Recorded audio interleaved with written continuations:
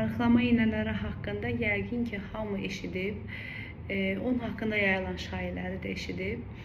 Nəticə etibarilə bundan istifadə etməkdə tərəddüd edən insanların sayı artıb. Mən sizə arıqlama iynələrinin təsir mexanizmini başa salacağım və ondan istifadə edib etməmək artıq bu sizin öz şəxsi qərarınızdır.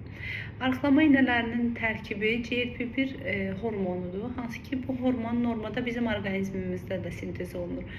Beynimizdən, mədaltı vəzimizdən və daha çox bağırsaqlarımızdan sintez olunan bir hormondur. Bu hormonun təsir mexanizmi mədə əzələlərinə təsir etməklə mədə evakuasiyasını gecikdirir, yəni mədənin boşalmasını gecikdirir. Eyni zamanda mədə boş olsa belə beyindəki iştah mərkəzinə təsir etməklə sizi uzun müddət tox tutur.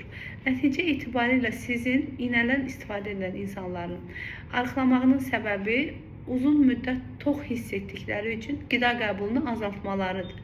Yəni qida qəbulunu azaldırsınız, buna görə də arıqlayırsınız. Başqa bir səbəb yoxdur. Arıqlama iynələri haqqında yəqin ki, hamı eşidib, onun haqqında yayılan şayiələri də eşidib. Nəticə etibarilə bundan istifadə etməkdə tərəddüd edən insanların sayı artıb.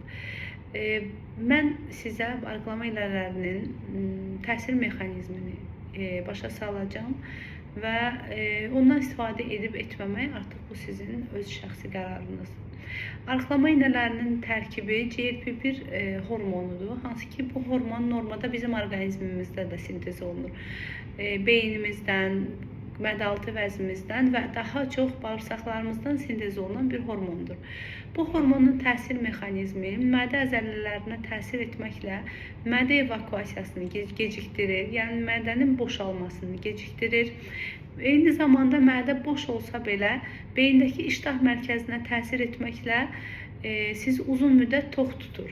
Nəticə etibarilə sizin iynədən istifadə edən insanların arıqlamağının səbəbi uzun müddət tox hiss etdikləri üçün qida qəbulunu azaltmalarıdır.